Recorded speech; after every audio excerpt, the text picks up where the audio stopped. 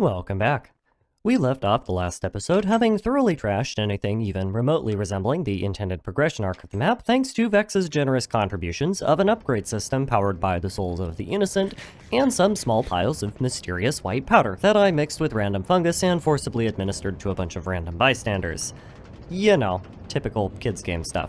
Regardless, I now have diamond gear and the means to enchant it. Now we just need to add the two together. Enter problem number 1. I'm fresh out of the souls of the innocent. Enchanting in 1.4.7 isn't the modern system we all know and love that only consumes a small fraction of your levels each time you enchant something. It takes 30, and if you only have 30 to spare, you get to grind that all back up. Could be worse, though back in my day, a max level enchantment took 50, and we walked uphill both ways in a blizzard to get to the diamond mines, so suck it up, folks. The obvious solution is to grab a pick and start setting up the promised XP farm on the 16 creeper spawners I found back in episode 1, but that involves hard labor, and I'm allergic. Instead, my chosen XP collection strategy is to engage in the other great American pastime, which is depleting limited resources by spraying industrial quantities of toxic everywhere because it makes us lots and lots of money. Silverfish are a small, weak mob that has 8 points of health. Rather than fight you outright, their gimmick is swarm tactics. If you hit one but fail to kill it fast enough, it sends out a message to any buddies it has in nearby infested stone, and if any are close enough, one of them will come join the party. Normally, this is moderated by the amount of silverfish stone present, since it only spawns in strongholds, or in later versions in small patches under certain biomes, and you might, at best, get a dozen of the things chasing you down in any given location. That is, unless you're Vechs, who builds entire maps out of this stuff, lag hazard bedamned. The fun bit about silverfish is that it doesn't matter how much you damage them. The reinforcement mechanic triggers every time you hit one and fail to kill one of them, and that means fighting them without weapons is almost always doomed to fail. Unless you're me, and happen to think it's a fantastic idea to poison several dozen of them in the general proximity of 12 quintillion silverfish stone. As you can imagine, this doesn't make them very happy, but it does make them vulnerable to instant harming potions, so I will take that as a win-win. Remember folks, when farming, IPM best practices say to use at least 2 modes of action to ensure effective pest control. So anyway, now that my diamond-clad behind is extra sparkly and about 5,000 times less vegan, back to clearing out the retirement home. As near as I can tell, Vechs did not hide anything in the 20-block-deep lava pits in the castle, which is lame.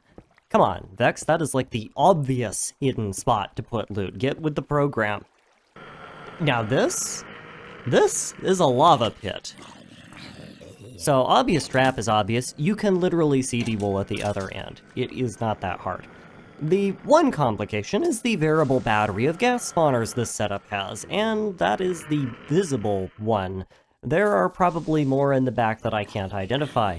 Walking over to the wool directly would be moronic, so the obvious play is to either build your own tunnel of protection across, or water rappel down and across the lava, and I'm sure those are trapped too, but I don't have many building blocks, so water sliding we go. Vechs obviously expected this, because I am immediately accosted by a swarm of perfectly average Twitter users about 2/3 of the way across. What he didn't expect was me to have more effective HP than God himself, and armor that's good enough to enable me to out-regenerate their damage, while slowly water-repelling up the side of the wall. So after a great deal of being a sneaky little tunnel rat with a conveniently located source of all-natural, grass-fed, gluten-free, vegan, vegetarian, halal, kosher, ethically sourced non-GMO, and free-range cobblestone called The Map, I can then inch my way forward, drop back into the tunnel on the other side, and make a beeline for the, make a slow and measured approach towards the barely contained box of charged creepers. Yeah, this guy is not messing around. Then I can grab my wool and yoink whatever loot I feel like might be useful. Which is not much, because mine is just straight up better, but sure, building blocks are nice, I guess. Now to find the exit, by which I mean ender pearling across. That's the plan. At least I immediately revised that plan on the fly because there are so many ghasts in the room behind me, it is literally impossible to shoot the gap. Instead, I crawl down to the floor of the room and frantically book it across to the other side while under constant hellfire by the average day in the nether. My backup plan is to then try to kill her up, but some idiotic piece of sentient jello had spawned in right where I needed to start building, which forced me to instead frantically commit recursive crimes against hospital food to get rid of the stupid thing before blocking myself in and tunneling the rest of the way out. Magenta wool, get. Yes. But at the cost of most of my armor, and I don't have the stuff to repair it, so we're gonna be buying it new. You remember how I was saying it wasn't worth getting diamond gear this early? Yeah, I changed my mind. Here at Goosed-up, we are all now proud supporters of the free market economy and not spontaneously developing 37 new novel methods of breathing through organs that should not be able to see the light of day. This set of armor is funded, in part, by the coal deposits formerly known as Massive that were located in the cave of questionably legal pharmaceuticals. I lucked into a Fortune 3 roll on my diamond pick, so it seemed a shame to not use it to offset at least some of the cost of re-gearing the thing. XP continues to be an issue, because as much as I enjoy exterminating silverfish by the dozens, it wastes a ton of potions, so I also tried to build a proper mob farm with the creeper spawners. In addition to there being 16 of the stupid things, if you're willing to invest a bit of work into it, you can get a very predictable design that will reliably drop them down to 1 point of HP for punch farming, so it's probably just better that I did this in the long run anyway. Vechs naturally had other plans and booby-trapped his booby trap, probably to prevent people from doing exactly this, which kind of put a pin in that idea. Joke's on him though, I can always farm silverfish. You D&D people can have your pocket sand. Me, I prefer pocket insecticide. Yeah, so it's a few minutes later, and I kinda ran out of silverfish. Oops. So anyway, plan. We need a plan. A new plan is to continue clearing out the rest of Boomer Castle and stack levels that way, and maybe see if I can find a better spot to farm mobs. Spawners are not hard to come by, because, you know, Vechs map, but ideally I would like to have a fairly concentrated number of them spawning something like zombies or skeletons that are easy to grind. Right now, the best I have is a grouping of 5 cave spider spawners left over from the enchanting table room, but cave spider farms are miserable to work with because of how spiders work, and I would prefer to not have to use them. For my patience, I am almost immediately rewarded with this phenomenal cluster truck of a side passage. You can't quite see all of them in this clip because the whole area was still under construction at the time, but there are 18 creeper spawners within activation range of the spot that I'm standing. 18. This map is utterly scuffed, and I love it. Unfortunately, I'm very quickly going to run out of decent pickaxes if I try to build the farm just yet, so unless I want to chunk the place out with Efficiency 1 stone pickaxes or unenchanted diamond ones, construction's gonna have to wait until I can build up more XP for some more decent pickaxe enchantments. To that end, it's time for more exploring. Welcome to We All Float. The gimmick, if you couldn't tell, is being blind at all times, and also swimming in water. But no, really, this is one of those cases where Vechs has an awesome idea for a map design in principle, but fails to consider the logistical implications of, well, currently I'm in a blacked out office with my monitor brightness maxed out, and I can still see precisely jack, so it is kind of hard to enjoy the novel map design except in very small bite-sized pieces. Newer updates have done a lot to expand on what used to be a pretty bare-bones water environment, but in my opinion they've also done too much to make the ocean player-friendly in the process. To me, there was always a certain appeal to having the ocean be an incredibly unfriendly place for us puny humans, simply so you could celebrate the accomplishment that was draining out a giant underwater dome for no good reason. Regardless, We All Float is a very literal reading of how this section of the map works. There are underwater spawners surrounded in pockets of air large enough to allow mobs to spawn, and then those mobs float up and blow up like depth charges, or shoot you in the face, depending on what they're feeling like. Once you figure it out, it isn't the most dangerous thing in the world, but all the spawners I'm breaking is doing some really fun things to my XP levels, so I'm not going to complain too much. Vechs also gives me a brewing stand. I don't know why. because it's a little bit late for that, but I guess if you didn't go to the other two areas first, it might make sense. Weirdly enough, this part of the map does finally give me an honest appreciation for knockback. My mobility is so deeply curtailed in water that without it, I wouldn't be able to dodge creeper attacks. So, good job, knockback. You did a good thing today. On the other hand, the rest of the zone is basically just this for a really, really long time, and it's kind of like a maze, but not really, so I'm just gonna skip over a fair portion of it here. The first major thing I find is a tunnel leading to something called the Cavern of Peace. Knowing Vechs, I was almost certain that this was a bit he was setting up so he could say, oh wait, no, sorry, I meant the Cavern of Pieces. Of you, or something, but it turns out he was being entirely literal. This is where the Victory Monument is, and as far as I can tell, it's just a chill place with a bunch of stuff that I definitely want for various projects of mine. What it isn't is entirely peaceful, because there was an enormous zombie-powered door noisemaker under the monument, but it only had the two spawners in it, so it was pretty obviously not intended to be dangerous. Find number 2 is the wool for the region. Fittingly, it is the light blue color. And finally, find number 3 was the location of another chapter of the book that I'm not trying very hard to collect, along with some random armor.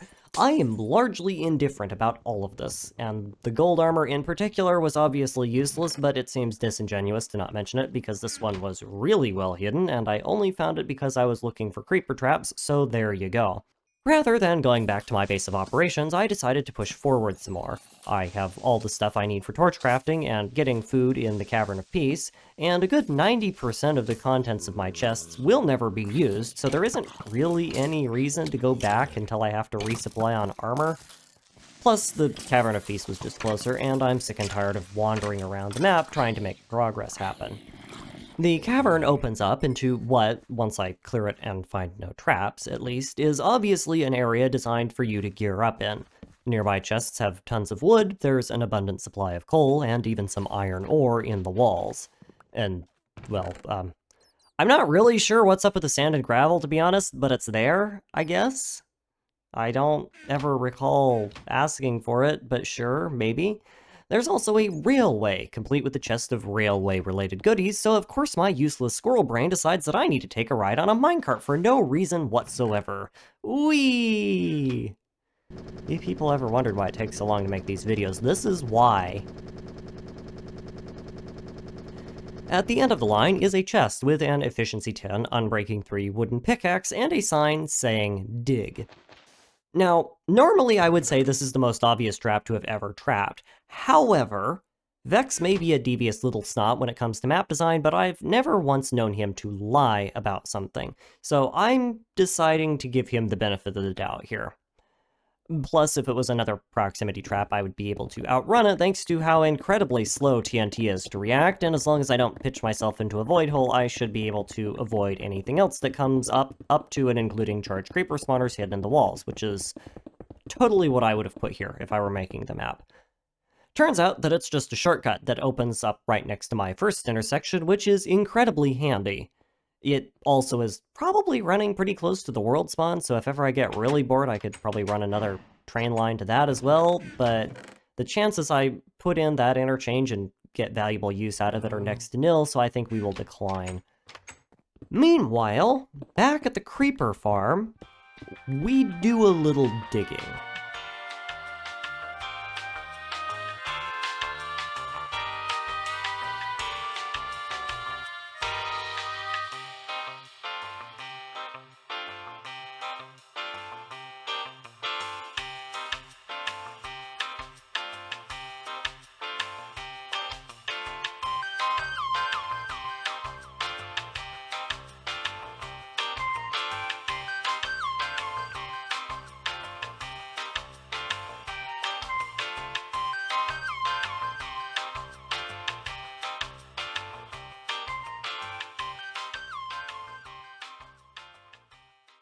Having an infinite, easily sourced quantity of XP isn't quite lights out for the map balance. I should back up. I finished the creeper farm. I have an easy, functionally infinite source of XP.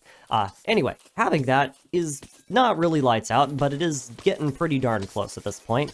Enchanting functionality is fairly primitive in this version of the game, and without a grindstone, I'm still going to be vulnerable to bad rolls on expensive gear, but my villager breeder, and by extension iron golem farm, is more than up to the task of supplying me with an anvil, so once I get a maxed out piece of gear, I should be able to string it along quite a ways before I have to throw it away because the repair costs get too high. Without mending, it will eventually become too much to handle, but I can also just make more gear. It's not like I'm stuck with this one set forever. Also on the list of upgrades is potion brewing. If it wasn't obvious from my earlier terror campaigns against the local silverfish population, potions are kind of overpowered, and their biggest downside, namely the inventory space needed to carry them in bulk, is no longer a problem. My gear is already as good as it's going to get, so there really isn't any point in looting anything other than quest items, and even after building my loadout that leaves me with dozens of free slots to cram bottles full of dubious mushroom juice, natural homeopathic remedies, and just a teensy-weensy little bit of concentrated Schedule 1 narcotics, I have plenty of space to carry other fun and useful things like swords and food. Of course, the one caveat to that is that I need the ingredients for the things. Most of them are stuff I have lying around, but without Glistering Mela, the only healing option I have access to is regeneration, which requires me to return to the creepy lava hallway, secure the area, and start juicing the local screaming trash bag population. The cleanup is a fairly involved process, by which I mean it was absolutely agonizing on both my senses and my headache, and while I wouldn't describe it as dangerous exactly, it definitely qualified as a massive pain in the gast. And as sad as it is to say it, that's like 90% of the challenge of the map beaten. As long as I'm careful to not eat multiple harming potions back to back, throw myself into a hole in the bedrock, or hug a charged creeper too closely, almost nothing is going to be able to do enough damage to one-shot me, and being a nearly unkillable baby blue bowling ball with an inferiority complex is, shockingly enough, a really effective counter to most things that aren't those.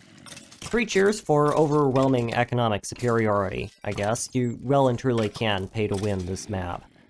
Having successfully iced myself out, all that's left is to finish lighting the place up. Incidentally, welcome to the second leg of our journey. This bit of the map is called Legion Halls, and features a charming assortment of zombie, creeper, and silverfish spawners, interspersed with more silverfish stone, and some of those potion trap things that Vechs seems to like so much but are shockingly ineffective. All in all, it's a pretty classic hack-and-slash dungeon clearing setup, and while it might pose a more substantial challenge to some half-armored iron patch job, I'm as close as it comes to being a one-bird threshing machine, and I thrive in this sort of straight-up combat environment. After clearing maybe half of it in about 5 minutes, I can say with confidence that the only thing at risk of dying here is my audio drivers, courtesy of all of the minecarts that Vechs has stuffed in the walls for reasons known only to himself. Somewhere in this mess, don't ask me where, I wasn't paying attention, I managed to find the area's contractually obligated bit of lore alongside quite a, large collection of anatomically implausible wolf eggs. For all you dog lovers out there, I'm sad to say that I will not be availing myself of them in either omelet or live birth form. With rare exceptions in technical builds, wolves are absolutely useless, and in combat their single, sole, and only contribution would be jumping in front of me when I was attacking something, dying instantly from the friendly fire, and wasting my sword's durability. Things do start getting more interesting when Vechs introduces cave spiders into the mix, is what I would like to say. Instead, what I will say is that what would at one point have been a really serious damper on my ability to progress is completely mitigated by the presence of 20-something bottles of freshly squeezed gas juice in my inventory, reducing my effective health regeneration rate down to, nothing. It's the same as it was beforehand, because I was never taking damage. Huh. This series was supposed to be fast, so that I could rebuild a backlog and get some more New Horizons content out, but, might have shot myself in the foot by teching up this hard. He also throws in Enderman and Blazes for style points, I guess?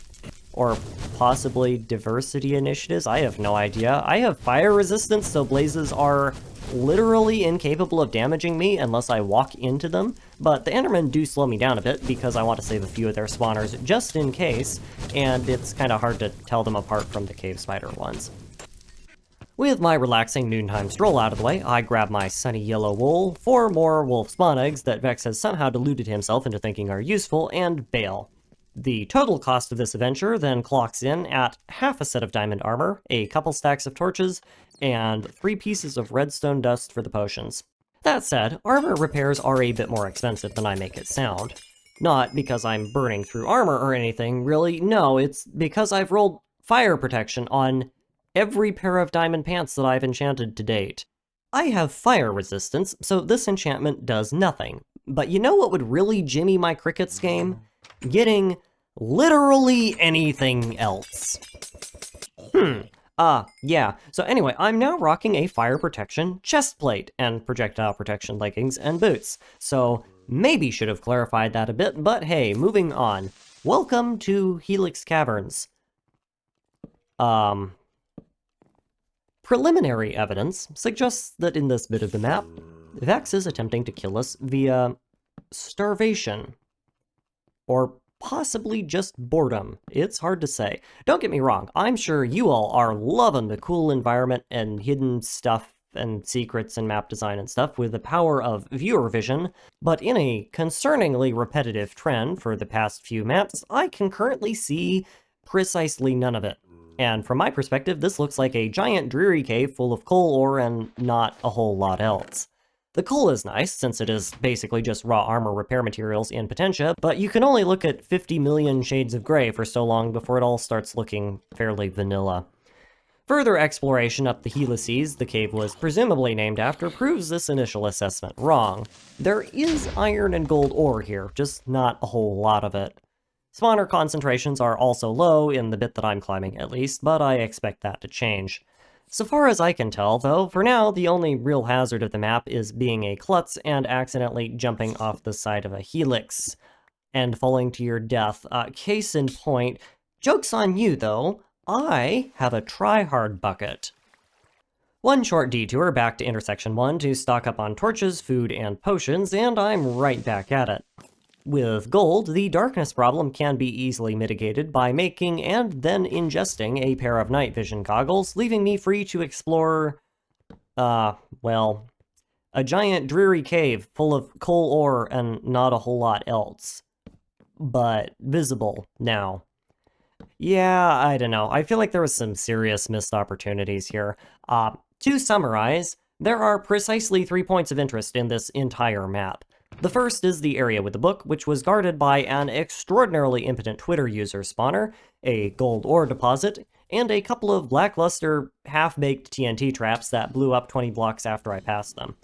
As always, I don't care about the book, but I did get a fortune something or other pickaxe, you know, like the other 3 that I got, so if ever I find any ore that I can mine with it, like coal, I guess I'm in business? The second was the wool cage itself, which was guarded by a single cave spider spawner and some sort of proximity-triggered trap that looks like it was supposed to spawn a surprise blob of Twitter and creepers with regeneration effects. To reiterate, I two-shot both of those, and blazes quite literally cannot hurt me with ranged fire, so even if this trap had worked, it would have done nothing. I did steal the creeper eggs, though, because I am a hoarder. I never use these in the entire rest of the series. I don't know why I took them. The third point of interest was the path leading out to the third intersection. There's nothing special there other than another TNT trap that was snoozing on the job so hard that it didn't go off when I walked over it the first time, and I triggered it on the return trip instead. In short, clearing the entire area took, I kid you not, a little under 8 minutes after I had the night vision potion, and I know this because my night vision potion wore off right as I was getting near the entrance to intersection 2. I can't help but feel that this was supposed to be some kind of battle of attrition style map design that I just accidentally steamrolled. Purpose aside, my kit was so remarkably undepleted after that little adventure, I decided to finish out the second intersection without resupplying, so let's go see what Blast Arrow Castle has in store for us. Yep, that sure is a castle. Ooh-wee, definitely a big fortification made out of stone. Just like the rest of the map. You know how to build them, Vechs. It's also remarkably not lethal, which has me concerned. Like, Prime TNT and skeleton spawners are a classic and all, but even by the intended progression metrics of the game, they aren't that bad. Oh, okay, no, I see. Yeah, I'm picking up what you're putting down. The bridge just blew up, so now I'm forced to push deeper into the castle to escape, where I will eventually be overcome by mobs and lose all of my... Oh, hey, wait a minute, what's down there? Well, looky here, I found a lava river. Sure would be a shame if I tripped and fell in. Oh, wait. So yeah, I am well and truly confused now, because the signs seem to think that I'm in Helix Cavern, despite coming from OK Boomer Castle Mark II Explosive Boogaloo. Oh well, it has things to stab, so let's go stab him. Welcome to the inaccurately named Helix Depth. Location uncertain. Much like Legion Halls, it is a close-quarters, high spawn rate dungeon that focuses less on traps and more on grinding combat. And unlike Legion Halls, I do mean grinding. Vechs didn't even try to hide the spawners here. He seems to have just held down the right-click button on an infinite stack of them and wandered around until he got bored, and then came back and did it again with primed TNT blocks and creepers. Also, did I mention that the entire dungeon is built on top of a thin floor of stone brick directly over a lava lake?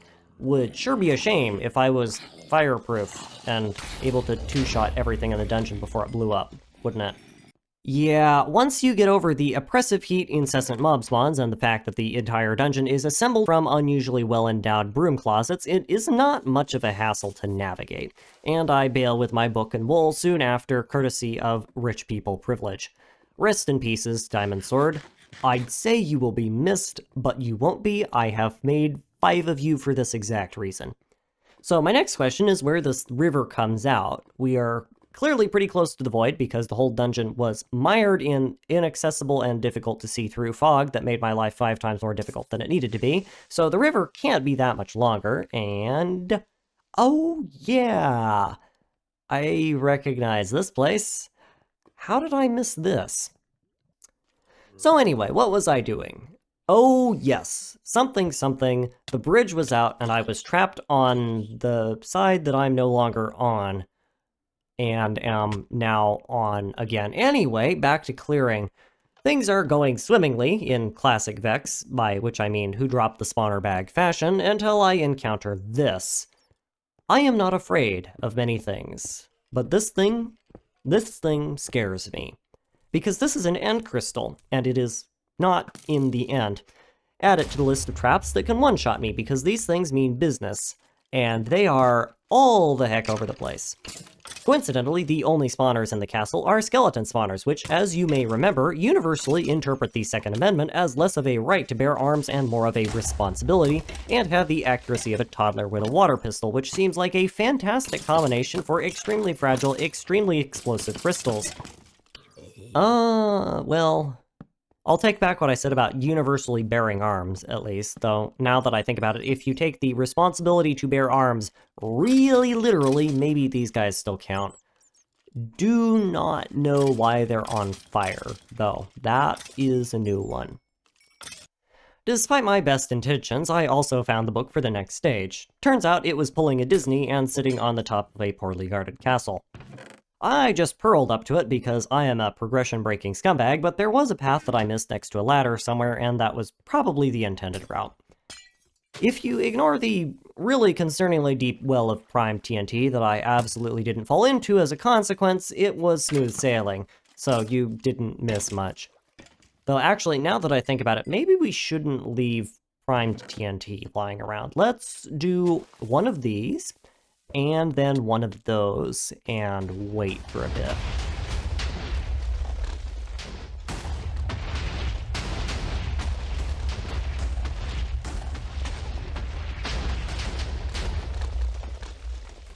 Huh. Beginning to think I should maybe start taking the dungeons a bit more seriously from now on, because that's the second trap that I found that actually stood a shot of killing me. Oh well, that sounds like a problem for future Goose to deal with. My next map section is something charmingly called We All Burn, which is kind of a misnomer, because I certainly don't, because I'm fireproof. Can't really say much about the map yet, because I haven't found it, but I can definitely tell you they need a dust in here. This place is dirty as hell. Oh hey, speak of the devil, I think I figured out the gimmick. No, it's not the nether. There's just netherrack everywhere. This place has nothing to do with the nether. It's lag, which is actually really clever because back in the day, most people's computers were potato machines that ran on the tiers of their owners. This is not a joke, by the way. Okay, it is, but I'm playing it straight mostly for once. The entire map is zombies. That is literally the only thing going on here. There are probably close to 1,000 zombie spawners in here, and that's it. No tricks, no traps, unless you count the stationary lava, which honestly is more helpful than harmful because it lights things up and keeps the zombie spawning somewhat controllable. The spawners aren't hidden, and you can see the lines where he went around in creative mode and placed them in the walls, but there's so many of the things that I can't be bothered to break them, so I just gave up and sprinted past them. To heck with this, we've got places to be. The wool was easy to spot, because it was living in a floating box over the void. I obviously do not bridge over to it like a moron and instead go through the roof after sniping the skeletons. Easy peasy. In other fun news, at the end of the zombie tube, I found the presumably fourth intersection of the map, which means unless there is a shortcut made already and I haven't spotted it yet, I have to run all the way back to my base of operations through this tunnel every time I want to get back here. Lovely. Of course, my gear is, again, nearly untouched, so I opt to push deeper. Welcome to the Great Dungeon of Noun Adjective Noun, otherwise apparently known as Death's Hallow Runes, according to the other sign 10 blocks back. Preliminary evidence suggests that the theme is aesthetic set pieces with really bad lighting. Like, what? Did I take a wrong turn and land in the waiting room dungeon or something? I came here to have my organs liquefied, and I am seriously disappointed at the currently mostly chunky state of my liver, Vechs. Get with the program. Ah! Here we go. I must have taken a wrong turn at Albuquerque. I think we need to be in Upper Death's Hallow. Classic mistake. So yeah, I regret to inform you that this place is a maze. It's not even like a particularly Vechsy maze in the sense that there are basically no spawners or traps anywhere. It's just a lousy, low-effort maze with a bunch of vines that microscopically slow you down, and everything is built out of mossy cobble. And there was a very shallow upper limit on how far tech had evolved back then with respect to map design, but, like, come on? Even I could design something with more aesthetic pizzazz than this. I did at least find an absolutely pimpin' bow, though, so that was nice. Time to, hoard it in a chest somewhere and never use it.